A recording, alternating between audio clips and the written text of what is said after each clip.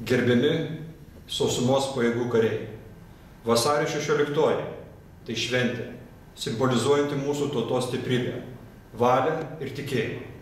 Tai tvirta istorinė jungtis, telkianti lietuvių tautą kovai už laisvę ir nepriklausomybę, kviečianti bendram valstybės kūrybos darbą.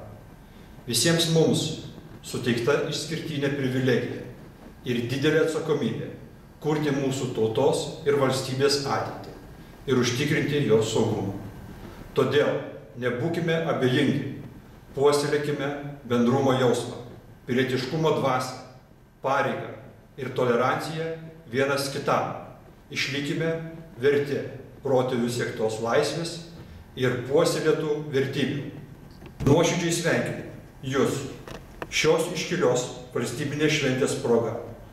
Lai jį įkvėpia sąžiningai tarnauti savo šaliai, primena garbingą mūsų šalies ir kariuomenės istoriją, bei skatina tęsti kovotojų iš Lietuvos laisvę tradicijas.